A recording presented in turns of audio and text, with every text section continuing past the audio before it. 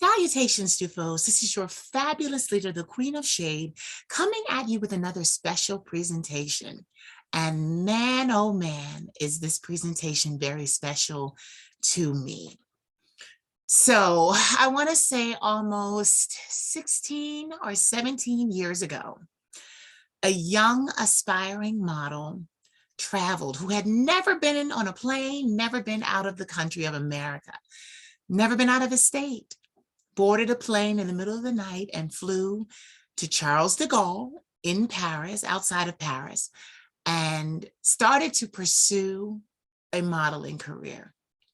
It was very difficult, and I was dealing with a lot at that time, but I met some very influential people whom I have never forgotten. And having said that, I would like to introduce you to one of those people. I never forgot her. We had a conversation once and it changed my life. And here she is today, ready to have another conversation with me. And I'm so honored. So without further ado, I would like to introduce you to, from France, Madame Diane Pernet. Thank you for that beautiful introduction. Oh, but it's the truth. It's the truth. I remember being 22 years old in Paris, trying to make my way around, trying to get noticed. And I remember one day you were coming up out of the metro station at Concorde, right in front of Tuileries. And I stopped you and I asked you a question, and we sat down on that bench and you began to talk to me about who you are and where you were from. And I never forgot it. It set something in my soul ablaze, because I understood that even if I didn't make it happen at 22, to never stop trying. Yeah, that's what right. One has to keep at it, right? Yes, yes. Persistence. Yes, persistence. So please tell everyone. Now this, I left it out because I wanted them to hear this. It was so like amazing. Tell everybody where you're from originally. Well, I grew up in Philadelphia, outside Philadelphia on the main line. Yes. I was born in Washington, D.C. Yes. But I left at the age of 3, so I have no memory. Yes. My parents are both from New York, so New York was always part of my life. And I moved to New York, I think, in 1974. Can you imagine? When Soho was like a little bit like the South Bronx, maybe. I don't know. It wasn't very residential. It was very, you could get lofts for very cheap rental. I mean, I didn't have one, but I lived in one, but it wasn't mine. You know what's so yeah. Good? You know what? When I was in New York, I became a fashion designer, but yes, I studied fashion at Parsons and FIT, but only for 9 months. Yeah. And then before that, my degree was from Temple University. We used to be really proud of Bill Cosby, but not anymore. Not anymore. He was our one big success that everybody knew of, but then, he sort of dragged his name through the mud. Yeah. And I went from filmmaking to reportage photography. And then I went to Parsons and FIT after already having graduated from Temple. Yeah. And I had my own business for 13 years. Yeah. I never worked for anybody else for fashion. I just kind of grew up in public. Yeah. And then I moved to Paris after 13 years.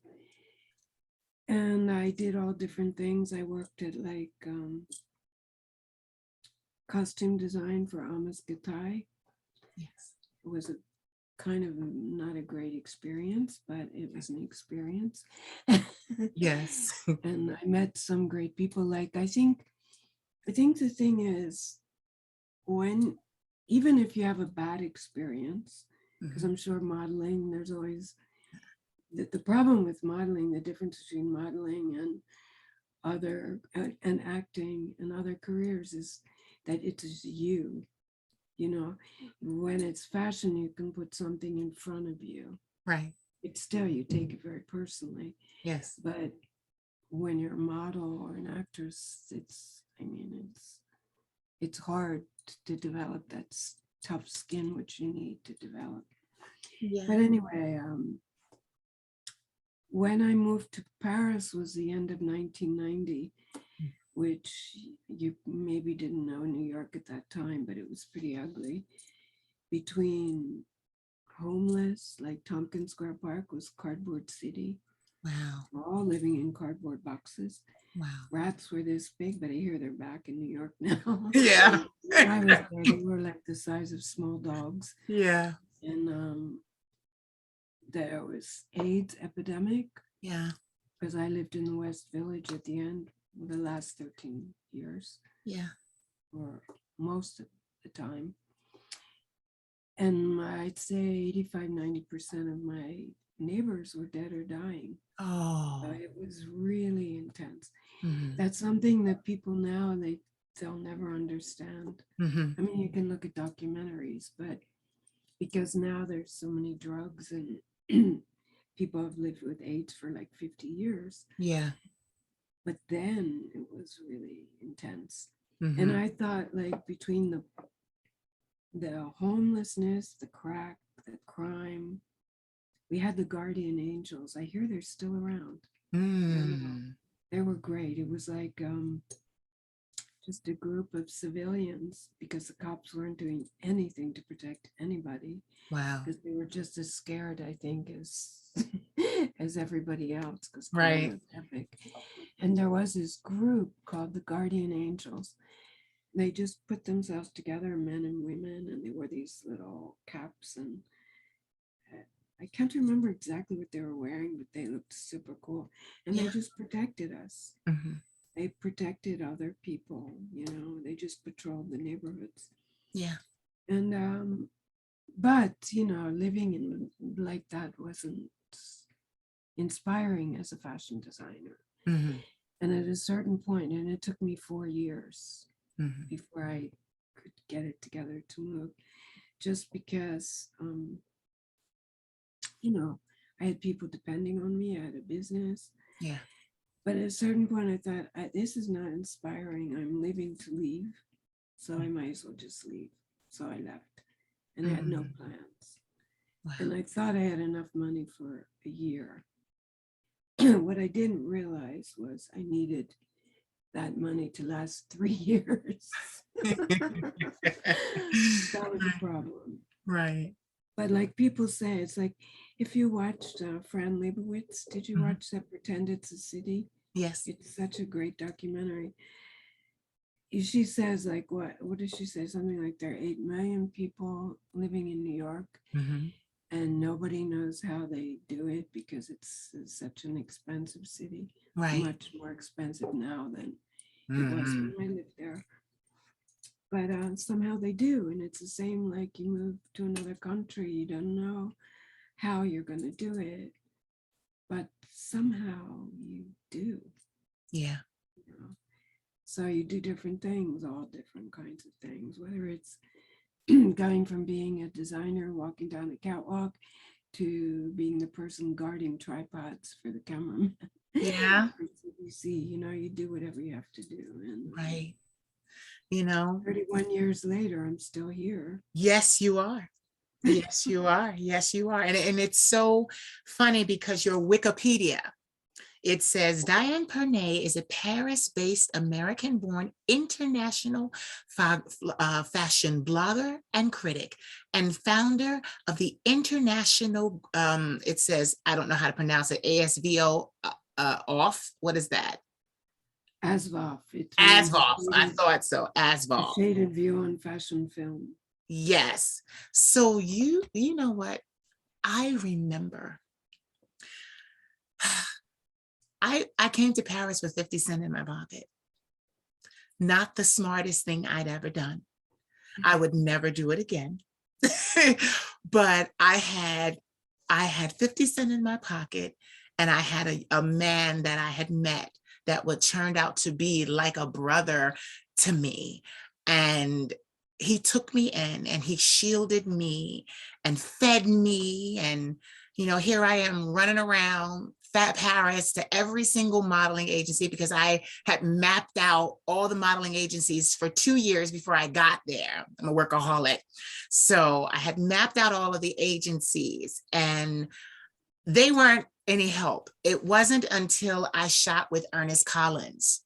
He did one shot of me in a t-shirt and jeans. And then 3 agencies said, "Oh, we'll try you out. We'll try you out. That's fine." Ernest shot it. Okay, we know who Ernest is. We don't know who you are, but we know who Ernest is. So they agreed to try me out and never called me. and never called me. But I remember asking them when Fashion Week rolled around for the women's season, could they get me into the shows? And they were like, they laughed at me. They said, "We don't even get invitations, so it's highly unlikely that you will get an invitation into a show." And I remember standing outside. I was in the Louvre. I was standing outside security and trying to get in. And I called my friend and I said, "I'm coming home. This is too much." He said, "But you flew all this way for this. Ask people for invitations. Ask if they have any extra invitations." So I started asking and I got in. And I saw a lot of shows, and the editor of Essence magazine, the fashion editor of Essence magazine at that time, her name was Ionia Dunlea. She wrote me because I was networking. I would get people's business cards and things like that. So I wrote her an email that night, the night I met her. And she said, "Oh, you write very beautifully." She said, "You could be a freelance fashion journalist." And I'm like, "Really?" And she's like, "Yes." And then she gave me a lesson. She said, "In this business, you are going to have to utilize every talent that you have, every skill that you have to arise a respected opinion." That's what the lesson she gave me. So I took that lesson, and, I was getting into little shows, but then some of the bigger shows were happening, and I wanted to get in, and I got into a couple, but I'll never forget sitting in, like, there was a show in like this theater. I forget what the theater was called, but in walks this woman, hair high, black veil and sunglasses and black attire. And she just walks in casually, walks to the front and sits down. And I'll never forget the young women that I was with. I was like, "Who is that? Who is that?" And they're like, "Oh, she's a fashion critic." And I'm like, "Oh." And from that day, you were someone I wanted to talk to. And I didn't know how to get to you. And I believe in no coincidences. So I was going down into the metro station, and you were coming out, and I took my chance. And I'm so glad that I did, because today here I am sitting with you having this conversation. Tell me, with being a fashion critic, you must see a lot of shows. How did it come about that you become a fashion critic or became a fashion critic? Quite by accident. Everything's sort of organic. I mean, when I came here to Paris, originally I thought maybe if I find a sponsor, I'd start my business again. Yeah. But I also, when I left, there was this Japanese woman, I forget her name now, but she had a company called Dream Studio. Okay. And it was, she took 3 designers to design lingerie. And it was Isabel Toledo and the sister of Angel Estrada, because he had died of AIDS. Right. And me. And I thought, well, that money, that should keep me, like if I keep doing it. Yeah.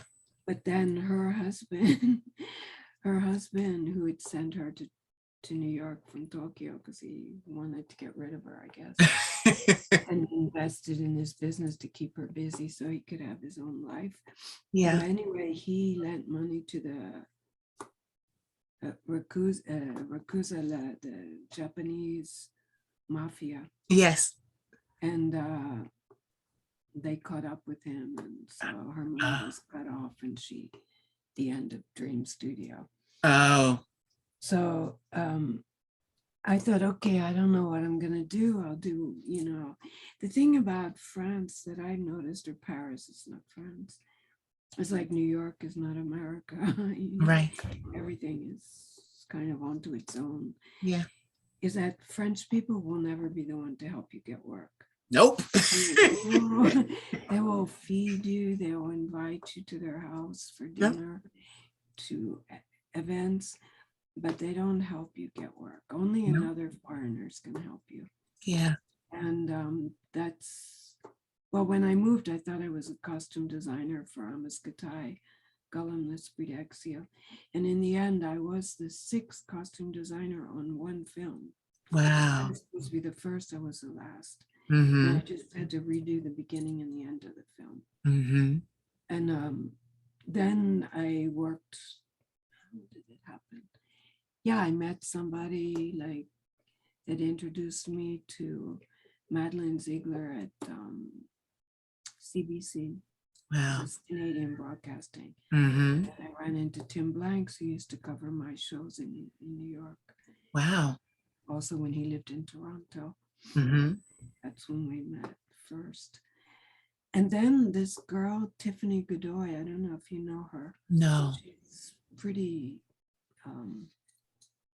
she does a lot of things. Mm-hmm. She was working for a magazine, and she asked me to write an article, this very complicated thing about the way like all the major people moved from, it wasn't called caring at the time, but whatever, like all the big LVMH graphs and stuff I'd never even considered. But I thought, I don't know if I can do this, but then again, I need to make some money. It's very little money, but Right. any money was better than no money. That's how it started. Wow. She asked me to do it, and then I just said, okay. Wow. And then, oh, it doesn't pay much. It still doesn't pay much. Mm-hmm. Mm-hmm. But that's how that started. And then other things came, where she left that magazine. It's a Japanese magazine. And someone who's now like one of my best friends, Mm-hmm. he took over. And then I got a mini DV camera. Mm-hmm. And I thought I wanted to do videos. And I got a position. I can't remember which came first. Mm-hmm. I met another American, Tina Isaac, who was living in Paris, and she was working for Lcom. And I told her I wanted to make films. Yeah. But she hired me as a journalist.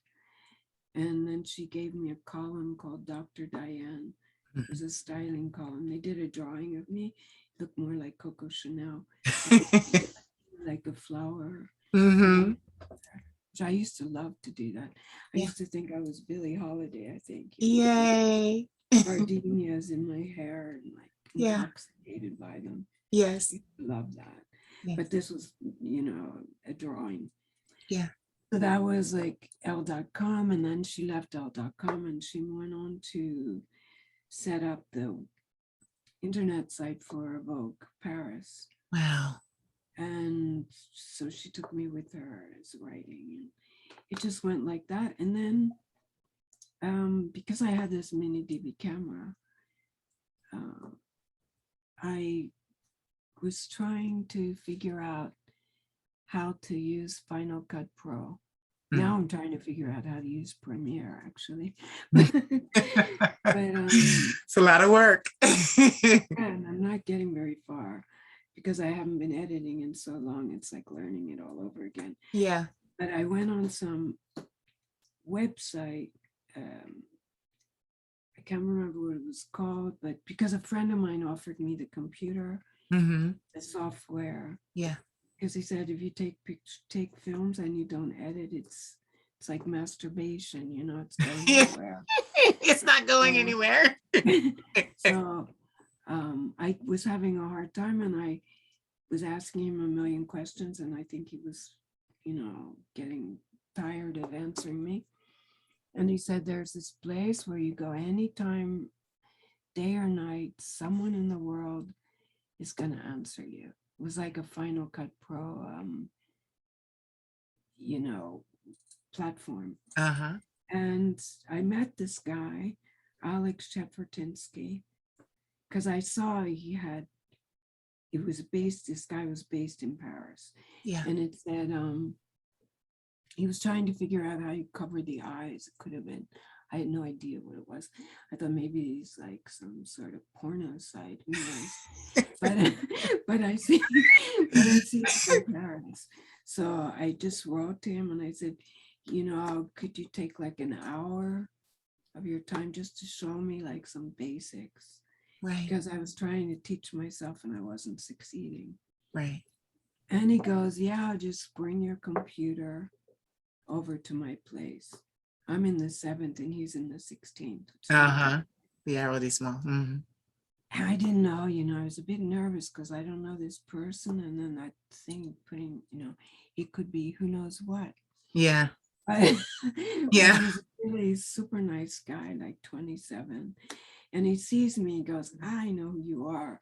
I've seen you at the shows, because it turned out like his best friend was going out with the girl doing accessories for Chanel. Mm-hmm.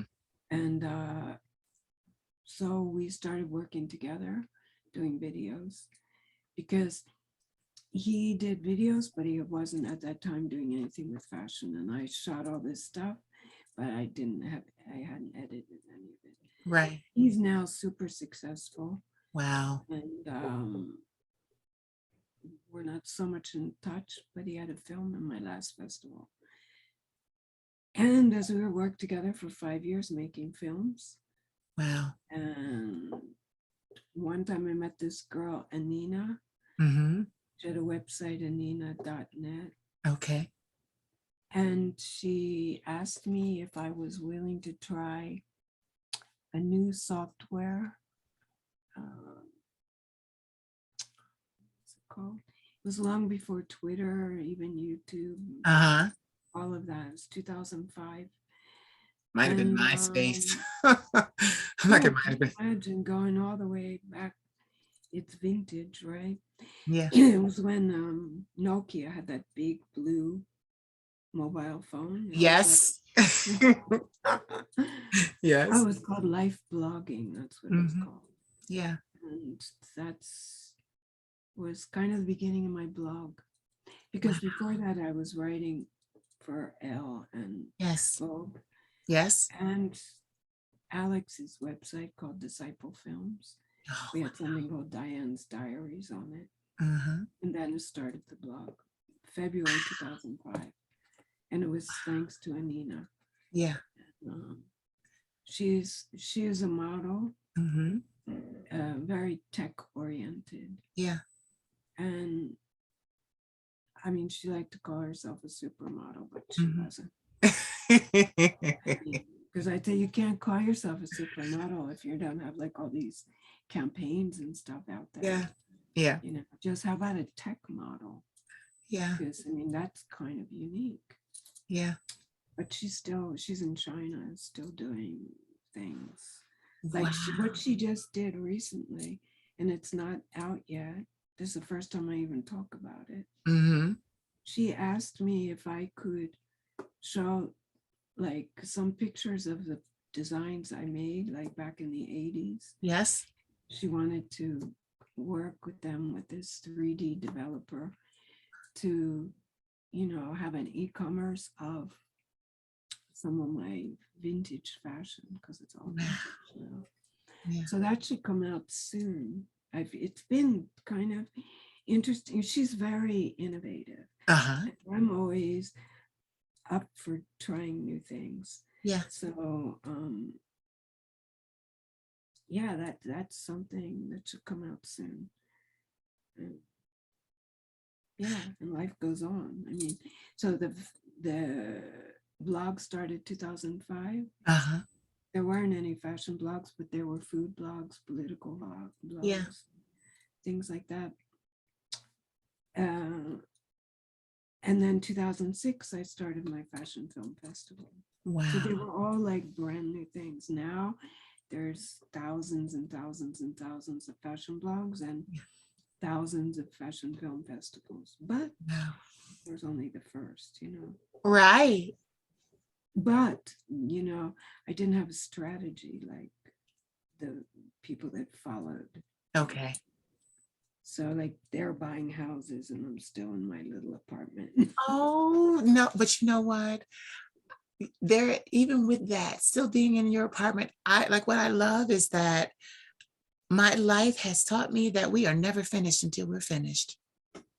Never Yeah, finished. what's that expression? It's not over till the fat lady sings or Right. something. It ain't over. It ain't over. Like one thing I always remembered, and see, this was the thing. I was so nervous. And I was talking about to see you because when you walk, I was like, was she a mop? You glide. First of all, you glide when you walk, and then you know everybody. Everybody. And I'm not talking about the door hands. I'm talking about everybody that deals with these big design houses. Like they know, oh, that's Diane. Oh, that's Diane. Oh, you literally, like, you made a name for yourself, something that I was trying to do at that time. You did. And it was like, and that's news to me that you had started this fashion blog in 2005. And that was when I had seen you. So it's so amazing to be talking to you these many years later. And now I'm this, and it's just like, and it's just, I feel so, I don't feel nostalgic. I feel triumphant because I too, Great. yes, I We're still too. here. Yeah, okay. Oh, you listen, you understand. We're still here. That's the Still whole here and point. still relevant. It's really funny Yes. because like what was very interesting in December was kind of an interesting month. Mm-hmm. I mean, let's face it, the past 2 years were kind of hard for everybody. Yes. But well, actually in July, there was this casting, and this is a really funny story. Did you see Emily in Paris? No. Well, you have to watch episode 10 because I'm Okay. sitting there. Oh, okay. And Episode it's 10. really funny because a friend of mine, Marco de Rivera, Mm-hmm. he said, oh, they're doing a casting for Emily in Paris. They want fashion people because it's going to be a fashion show. Right. And I was like, who cares? And he's really important for him. So I said, okay, like I'll send a picture of the two of us together to the casting director. And I'll say, if you want me, you have to take us both. Ah. And if they answer, okay. And if they don't, forget it. So 5 Right. minutes later, the casting director calls and she goes, oh, I'm so excited. I mean, this is great. Of course, the wine, that's fantastic. Of course, we'll take Marco too. Yeah. And we'll call you when we're shooting in Paris. Yes. So in July, it was super funny. In July, okay, they call and they say, all right, you gotta fill out this form, the casting thing. It takes like 3 hours to fill out. Yeah. For what, 87 euros? Yeah. Because you're nothing, you're figuratio. And so the day before, and you had to get a PCR test and all that. And I was like, oh, this is becoming, too much. I really don't care. So then the night before, because it was like you take the PCR test on Saturday because the shoot was Monday morning. Mm-hmm. 48 hours or whatever. Yeah. Marco calls me up and he said, he got a notice that we have to be at the Metro Port St. Cloud at 5 o'clock in the morning. Oh, And I was wow. like, oh, forget it, I'm not doing it. You know, it's like, so I called the casting director and I said, look, I didn't get that notice, but you know, my friend said it. And I said, you know, I did it because my friend wanted to do it and I thought it could be fun. Yeah. But now it's a torture. There's no way in hell I'm going to be there at 5 in the morning. Right. And she goes, oh, no, you have to do it. The director really wants you. He wants you sitting next to the talent and let me get back to you. So, because I said, oh, you can do it. I don't know about Marco. He probably is happy to do it. But, you know, I can't. That's Right. ridiculous. So, and she calls me back and she said, well, what time would work for you? She said, how about 8:30? And we send a car. And I was like, okay, 8:30, you send a car. That's all right. Right. So Marco, of course, was thrilled because he gets into the car. Right. He thinks he's living now. Because he had told me, oh, I'm sure if you tell them you're not going to do it, I'm sure they'll send you a car. And I said, why should they? It's just, you know.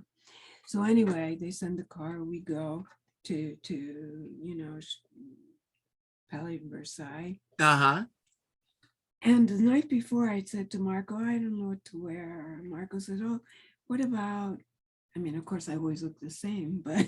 But it's a trademark. It's a trademark. It's. But I thought, no, maybe you do something different. So he comes over with this beautiful, like, temple red kimono that he, Yes.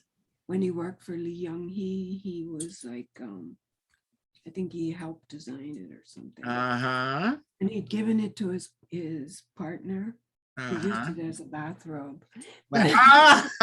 Oh, wow. So he lent it to me and I put it on. I said, oh, it feels good because there's something about this color. Which I never wear colors, but temple red was pretty amazing. Yeah. So I arrived, I'm wearing the red. Of course, they expected me to wear black. Exactly. And Emily is wearing red. So they can't sit me next to Emily now.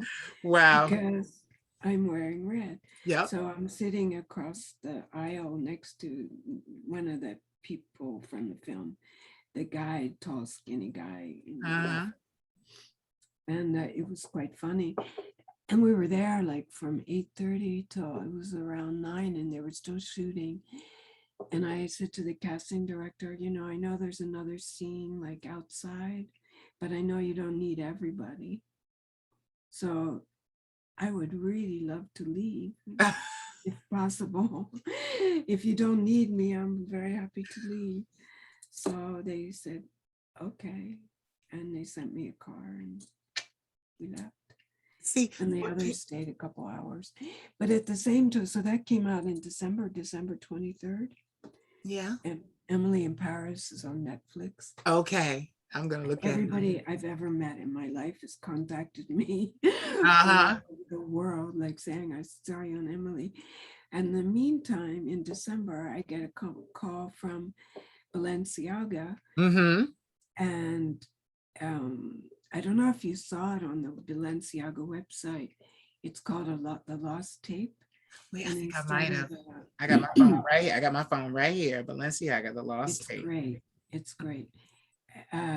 So they said, you know, the idea was to reenact a fashion show from 1996. Yes. Like, you remember when the tents and everything were happening? Yes. No, was that still happening in 2005? I don't remember. Yes, there were, most of them were in the Louvre, but there were tents in Tuileries. There were tents in the garden. Right. And before it was the tents were. Yeah. Yeah, where were they? I don't know where they were before. I was a newbie then. So anyway, they reenacted, it was Harmony Korine, and they reenacted, it was the new collection of Balenciaga, but they reenacted it as if it was 1996. And they just asked me and Kathy Horn for this one day of shooting. Wow. She was, because we were there then and we're still here Right. now. Right. So it was very funny. And then another day shooting, it was Naomi Campbell, who I gave Yes. her, like, no, I didn't. She was wearing, when she was 15 years old, Uh-huh. was a magazine, I think it was called Self. Okay.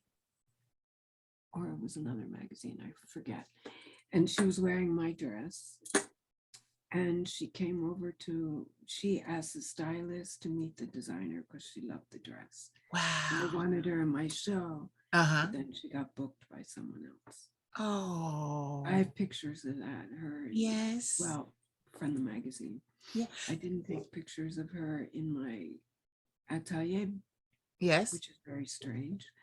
Oh. Because we didn't have mobile phones then, but we Exactly. You couldn't just click but we it. had Polaroid cameras. I don't know Mhm. why I did. But anyway, so in December, both things came out, Yeah. like the Balenciaga Lost Tape Yeah. and Emily. And So Emily. it's funny. It was like, okay, you are iconic in the 1990s, but here you are in 2021 Yeah. or 2021. But this is what people don't understand. I have been smiling from ear to ear because when we're talking French fashion royalty, that's you. That's you. You know all the brands, you know everyone involved, you know the creative directors, you know the curators, like you know everybody, the designers, you know all of the celebrities that come. Like that, it's a dream life, even though it doesn't, like you said, oh, I'm not done yet, but you are really, what's the word that we use here in America? You're in. I know all the creatives. Uh-huh. Yes. I know them from the beginning. Yes. Like Damna told me the day of the shooting, he came in, we were in a tent. Yes. But they made like a trailer for me and Kathy Horn. Amazing. Separate ones in the tent, Yeah. with the beautiful couch and flowers. Yeah. Candle. It was very nice. And he came in and he said, you gave me my first interview at ITS. And I think that was in 2006. Wow. And I was also on his jury in 2006. Wow. And he's a rare person because he, like Kim Jones, Uh-huh. they don't have amnesia. Most people do. Yes. Most people have that disease called fashion amnesia. Uh-huh.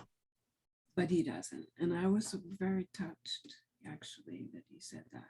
And also that he chose me to be in. It was very, because he's, to me, I think, people like Damna and Kim Jones, they're two of the most important designers, and they're real. Yeah. They're not pretentious. They're authentic. Authentic. And that's what I like. I am not pretentious myself, and I can't stand it in other people. Right. Right. Life is too short. Just it is. Be real. It's like, Yes. Like when you approached me in an open way. So I was open. If you were aggressive, I wouldn't have been. Yeah. Because sometimes, it's funny, like if you're walking on the street and there are people taking your picture. Yeah. And somebody who has no clue who you are decides, okay, you must be somebody important, so I'm going to take your picture. And they approach in this very aggressive manner. Right. You don't want. You back up. Right. You're like, I don't want that energy. No, I just like people that are real. And what the crazy thing is, not only did you stop for me, but we sat on a bench and talked for a while. You mentioned to me, you talked to me about being from Philadelphia. You talked to me about your mother.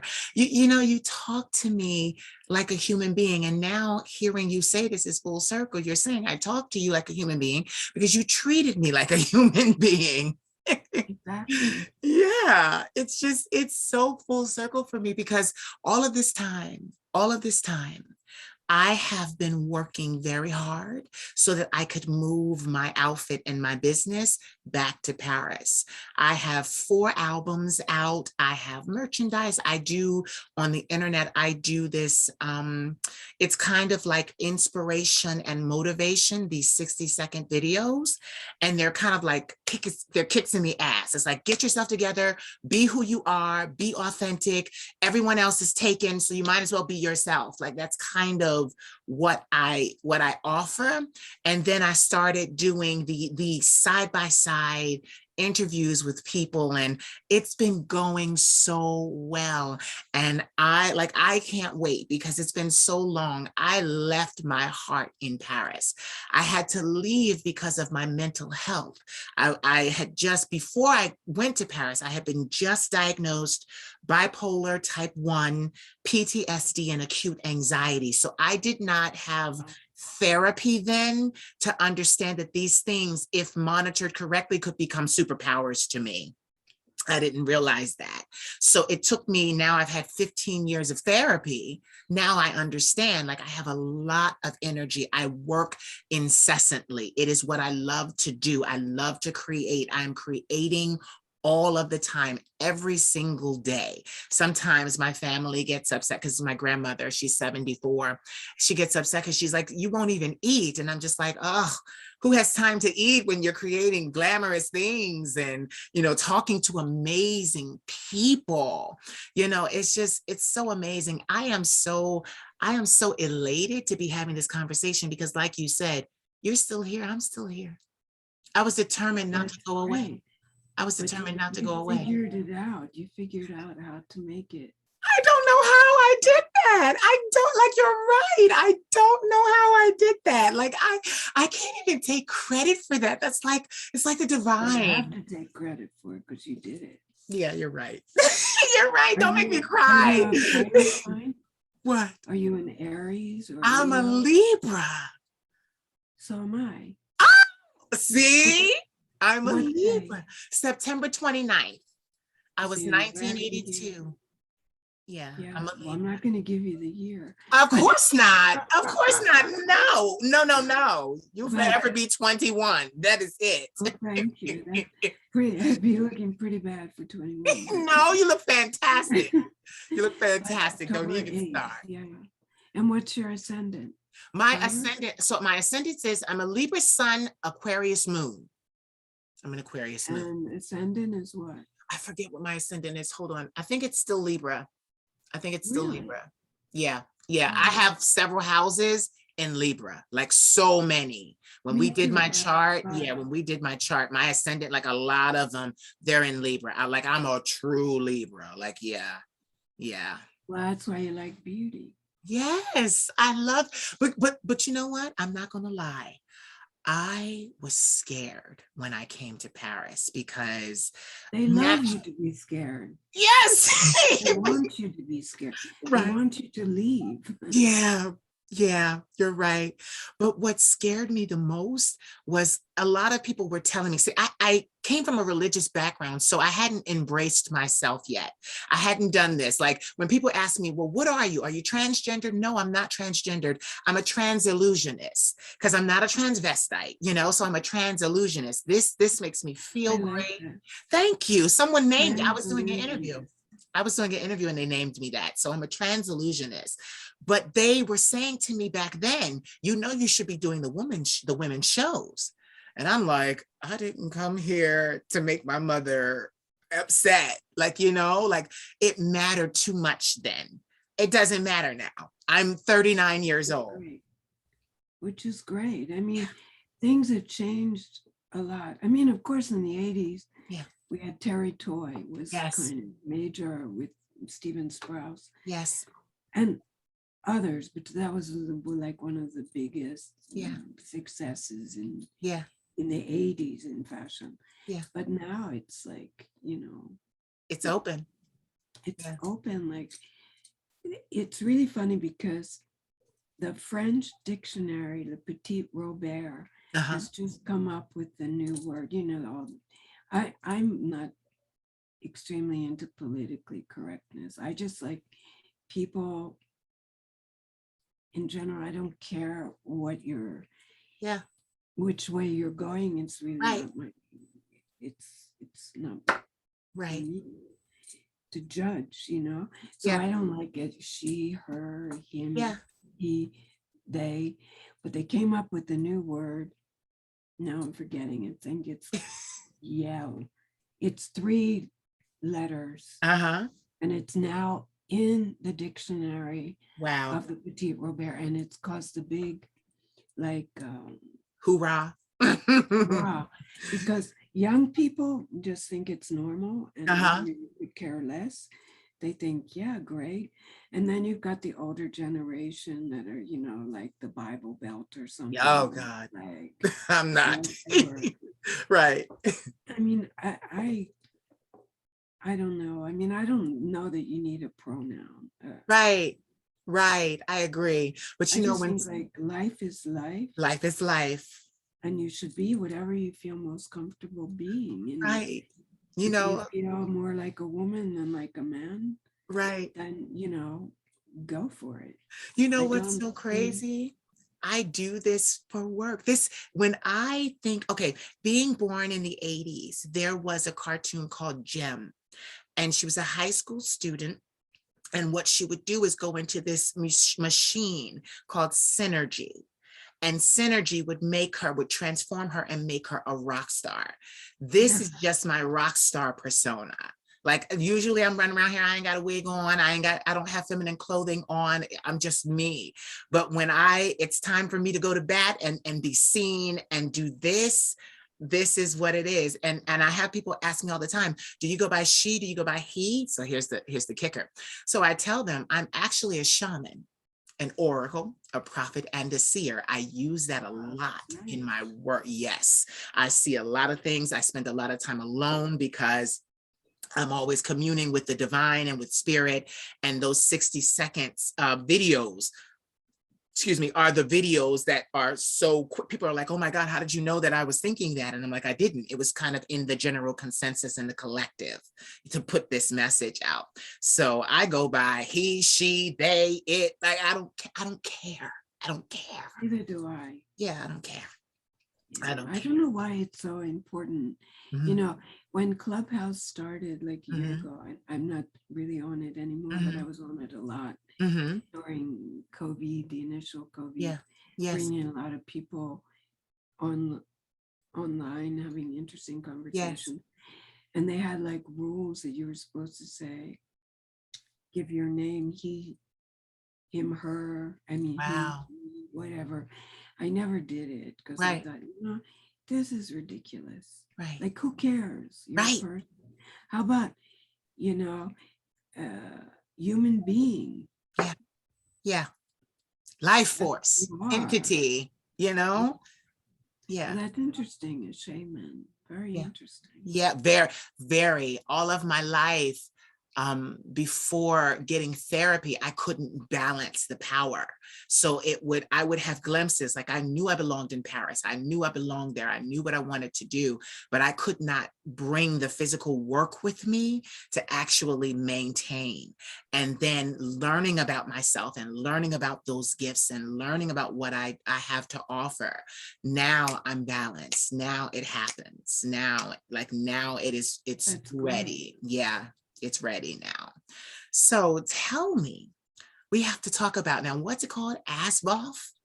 Yes, perfect. We have to talk about this. Tell me about your film festival, please. Well, it started in 2006. Right. But the idea for it started in 2000. It took a while Wow. Okay. to make it happen. Mm-hmm. Maybe the idea started much longer before Uh-huh. that. Uh-huh. But it's a platform to promote filmmakers Yes. and designers. Yeah. It's the first fashion film festival. Mm-hmm. It started out when I was commissioned. Did you ever hear of a brand called Ili Kishimoto? The They moto don't part talk got about me. them much anymore. Yeah, But I'm like, I recognize the moto part. I don't recognize the first part. yeah, not Yoji Yamamoto or Ah, see, you knew what I was saying. Yep, I yeah. saw his show in Paris. No, it's like a British guy and Welsh actually, and a Japanese woman, and it's very print oriented. Okay. And they commissioned me to make a road movie of the launch of their menswear collection, and it was in 2005. Okay. And it was going 3,000 miles in 6 days. Wow. And it went from Trafalgar Square to Monte Carlo. And I had my little mini DB camera. Wow. And I had my Nokia. Mm-hmm. And I blogged and I shot the film. Wow. And you can find it on my YouTube channel. It's called Adventure of Pleasure. It's really the beginning of blogging, vintage. Wow. Like before YouTube, remember? Mm-hmm. YouTube. Mm-hmm. So when I put on my blog, it was about this size. Yeah. You know, it was really tiny. Yeah. And I had I had the idea for a long time to make a fashion film festival, but there really weren't very many films at the time. Mm-hmm. And I had a correspondent to my blog in LA, and I sent him the film. And he goes, "Do you want to screen it in LA?" And I was like, why not? And I thought about it, and I thought, I don't want to just screen my film. I want to make a festival. I want to make a platform.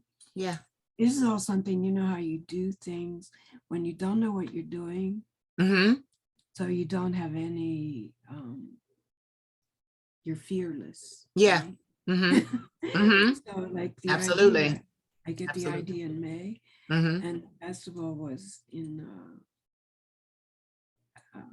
August. Wow. Now it takes me like a year. And there were no sponsors. And it was did you ever hear Cherry Vanilla? See, you're so fashion. You are so fashion plugged in. It is just not even funny. Well, she's more music. Okay, she's music. Yeah. Although she used to buy my clothes. Okay. In New York. And she used to be the agent for David Bowie during Ziggy Stardust days. Okay. Love those days. We've been talking, and she said, if you ever come to LA, you can stay at my place. Not more than 10 days. And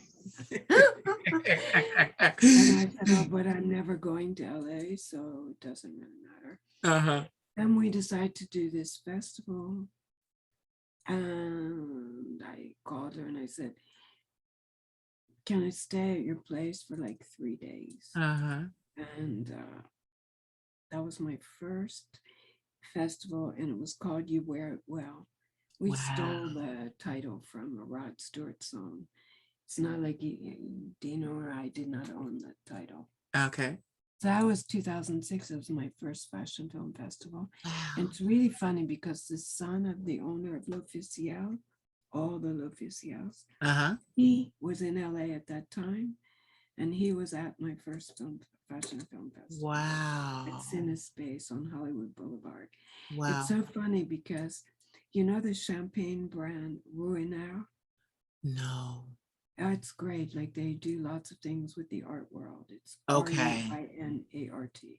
This is it. I'm glad. Yeah, I'm gonna watch this back because I gotta write down everybody you said. Reach out to them. Well, this guy happened to be Bernard's his name.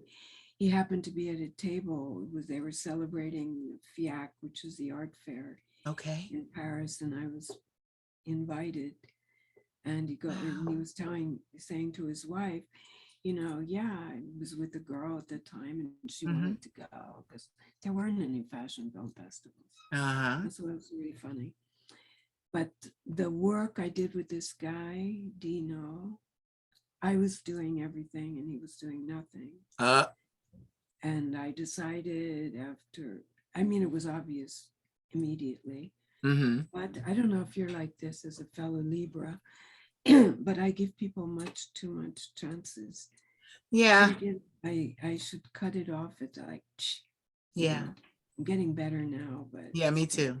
We always try to be fair, and it just doesn't go. Well, we have to be, because that's Mm. our DNA. Yeah. You know, it's like justice, and I can't stand injustice to Mm-hmm. anyone. Yeah. But so I gave this guy too many chances, and finally it was like, I can't work with you anymore, because out of 12 countries, CDs, Yeah. you did 2 and I did 10. And Wow. Wow. I did Yeah. really great things. And you did, like, the first one was okay, but Mm-hmm. after it was a mess. Wow. And anyway, so I already had somebody read about my festival, Guy Mm-hmm. David, Mm-hmm. in a magazine. Mm-hmm. And he said, "Do you want to do a screening at the Contemporary Art Museum, Jeu de Paume, right by where we met, Right. Concord?" Concord. And I was like, "Yeah." And we made it more into a real festival, Uh-huh. like with conferences. And Uh-huh. you know, it's funny, because the first film I showed in my very first film festival, under the name ASVOFF, Uh-huh. You Wear It Well, was The Coquettes. Did you Oh, ever see it? no. I see you Okay, got it's something else. I'm making a list. Look up I'm making Stephen Arnold. I Steve. just, in my festival, it's not online anymore because Mm-hmm. they distribute it. It's called Heavenly Bodies There by it Stephen is. Arnold, There it who is, the was one of the 2019 film. Here it is. Stephen Arnold, it was made Heavenly by Bodies, I mean, hour and 20 minutes documentary. yes, you have to rent it. But I Yeah. had it screened at my festival this year. But Wow. It looks epic. he was one of the originators of the Coquettes. Wow. And I had the director from the Coquettes. Wow. And it was fun. You know everyone. You do. You know everyone. You You do. know, the people I don't know are the businessmen, the people with the checkbooks. You know what? But They're you the know what's people I so don't know. crazy? I'm glad that you brought that up, because that's the thing. A lot of the work that I do on my own. I have with the help of my lawyer and my accountant. I don't really too much trust the business guys, because like I've had, like with the Queen of Shade, it's just my actual trademark. And I've had several major companies here in America try to steal it from me, but they couldn't, because I did everything I was supposed to do. So the business guys, I don't like the whole idea of, we're going to get you and then we're going to chop it up and do what we want. It's not, yeah, I'm not, you can't chop up my work. Like I won't stand for that. So yes, it does make money a little scarce at times, but I'm able to like have like my grandmother. My grandmother worked 40 years as a teacher in the Philadelphia school system, and she saved, she put money into an IRA that she kept for over 40 years. And that's how I was able to begin, and not just begin, but maintain. Yeah, I was very blessed. I always say lucky, but very blessed that she believed in me that much. What's kind of funny is, out of our whole family, I want to move back to Paris, and she wants to come with me. So it'll be her and me. Wow. Yeah, it'll be her and me. Yeah, her and I. It'll be her and I. And everybody else will be somewhere else. Yeah, like it's just, she's always been so supportive. And in the fashion industry, people don't understand that you don't get paid right up front. They don't understand that. Even the models, everybody's net 30, net 60, net 90. So it's like, it's very difficult. The business, I'm just going to say it, the business of fashion is very difficult to maintain yourself in, because, you're trying to make that big splash so that you can be paid what you deserve. And that's the thing. I have noticed that, even the models, they're not 100% paid what they deserve. So that's why, like, I have the fashion is in my sights, but that's why I sang. I'm a mezzo soprano. Isn't that something? 39 years old guy, and I'm a mezzo soprano. So I sang 4 albums. Yeah, Give I me sang. a little sound bite. Yeah, I'll send you the stuff. Like you'll be like, oh my God. And I wrote it all. I co-produced it. Like it just, but that's us. We do that. That's creativity, you know? But yeah, like it's kind of funny because last year I was telling my following, like, you guys watched me, but you did not donate. You did not give. So now I have to do things differently because now I need to maintain so that, you know, I can continue to take care of my hair and my dresses and my makeup and my flowers. And yeah, so, but no, I find that even though that is always the case, fashion is so wonderful. It's such a wonderful community. It is like, it's such a wonderful community. And I'm so honored to Who are even, your favorite designers? my favorite designer is Mugler, number one. Mugler is number The one. real Mugler or The real one, Mugler? the real, no, the real Mugler from back in the day. Mugler. And then I like Chanel. I didn't think I would like Chanel. I didn't think I would like Chanel, but I like Chanel. So it's Mugler from the back in the days. It's Chanel, and I have one more. Who is the other one? I'm thinking, who was that? Oh, Emmanuel Ungaro. Really? Yes. When it was him or now? Well, this was back in 2005 when I saw him. I love his dresses. His dresses are just, oh, I got a fourth one, Oscar de la Renta. Like the dresses, the gowns, like I just, like, you know, you already said it. I love things of beauty. We're Libras. I love things of beauty. So Emmanuel Ungaro, the reason why I say Emmanuel Ungaro is because that was one of the first shows that I got into. You know, one of the editors of Vogue Japan saw me and said, hey, I can get you in. And she took me in, and I'm thinking, okay, she's got seats. No, she set me underneath the telephoto lenses at the end of the runway. So I'm sitting there with glasses watching everybody, and the models are coming down like, who the hell is that? Yeah, like I remember, but she got me in, and everybody's like, who is that? Like that was when I started to, people's attention. It's like, how did this person get there? Like, oh. So yeah, the dresses were just fantastic. Did you know, or do you know RuPaul? I don't know RuPaul personally. One thing about America is that the artists over here, they're so separated. Like they're so separated. Like it's just, it's not well, I can understand it's America, and America's about squeezing every dollar that they can out of you, which is why I want to leave, because there's no organic. Not because of politics. Yeah. That's pretty damn scary. Yeah. So where it's going, where is it going? Listen, I don't know where it's going, but I know where I'm going. I know where I'm going, and I will not be stopped. I will not be stopped. I don't know what's going on with them, but it's just not great. So you and your grandmother are going to move here. Yeah, me and my grandmother. Cool. Yeah, me and my grandmother. And we're looking at, it was kind of funny too, because we were looking to just move directly there. We needed more information about how to do that. But then one of my friends actually told me about Lisbon, Portugal, and that if you buy property in Lisbon of a certain amount, you become a citizen. If you become a citizen of Lisbon, it opens you up to 28 countries that your passport will work in. The EU. Yes, and one of them is France. So we're thinking, yeah. So he's in a position to buy property. Yes, he has a home there, and his mother does too. Like his mother lives around the corner. He from New York. He's from New York. His mother was a model. She was a model. Father was like some big tycoon in New York, and he's an architect. He's an architect. So yeah, he's done well for himself. He's done well. I'm confused. I was on your grandmother. Oh, you're talking about my grandmother. Yes, property. Okay, yes, we're in a position to buy property. So that's the thing. We are in a position to buy property.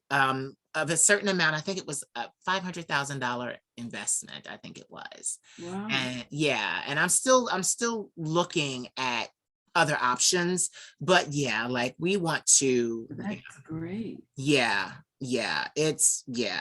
but even with that, Who's the things, guy you were talking about? his name is Morgan. Morgan is the architect that told me about it, because he has property in Lisbon right now, as well as his mother. And a lot of Americans are finding out that Portugal is, a place to go. So I don't mind the weather, the weather would be Oh, nice. it's nice. I A lot know. of people love Lisbon. Yes, so I don't mind. So I'm going to explore. He's been sending me material, videos, and reading material on Lisbon. And he's like, you have to come visit. Yeah.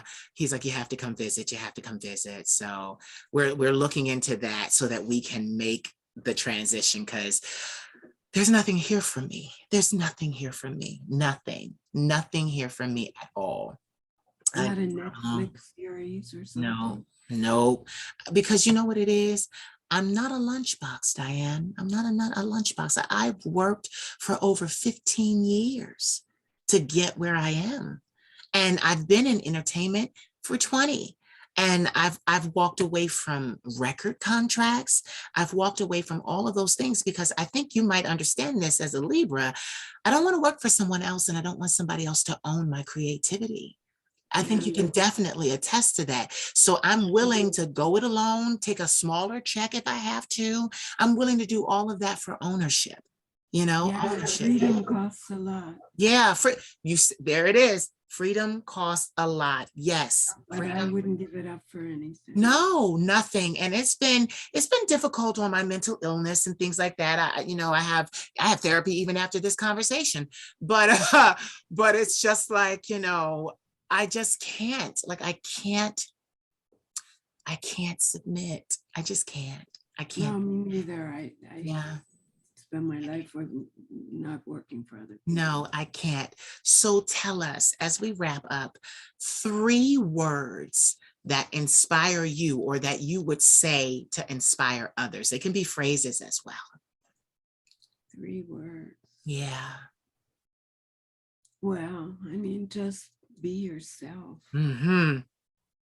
And when you have something to say, that's the time to say it. Mm-hmm. Whether it's launching a platform or a design brand, have something to say. Be authentic. Yes. Thank you so much for taking this opportunity to talk to me. This will not be the last time. I hope that you'll be able to see me in Paris, and recognize me, because the flower. So you recognize me. But I just want to say thank you, because to me, and in your community, I mean, your Wikipedia says it, fashion icon, we know you. And I'm just so honored that, but now I understand, as a Libra, I understand why you were willing to do it. It's like, hey, I'll do it, no problem. Yeah. But the pleasure is all mine. I am so thankful. And like you said, I'm so thankful we're still here. It's funny. I almost wore a top like the one you're wearing. Yeah, you get this, Diane, you're gonna flip. This is the back of the dress. The front of the dress, it was too plain. So I turned the dress around. And it has this little pearl right here, and the pearl matched the pearls in my ear. So I was like, I want to show that. So I just turned the dress around and put a little belt on it right here, right there, Yeah, I did what I wanted to do. And it's funny because I almost put something like that on. Isn't that interesting? That's so, but then you even said you wear flowers in your hair. So it's flowers. Yeah. So it's just, yes, I see. Flowers. Yes. And that's your iconic photo behind you. That's the iconic photo. That's actually the one I think I'm using for this interview as the thumbnail, because it's Reuven Afenador. He's a brilliant photographer. Wow. And that was a poster. It just was in December. Wow. Because my festival was in the new Comme des Garçons space. Yes, Comme des Garçons 3537. And Wow. after Paris, it went to Rome, and that's the place that we Wow. used in Rome, Casa del Cinema, Casa del Wow. Cinema. I love that picture. I Yes. think I'll live with it for the rest of my life. I told my Yes. husband, I said, I Yes. think that's it for me. Yes. Oh my God. Well, ladies and gentlemen, you have heard the vocal stylings of Madame Diane Pernet. Don't go away. I'm going to end it, but don't go away.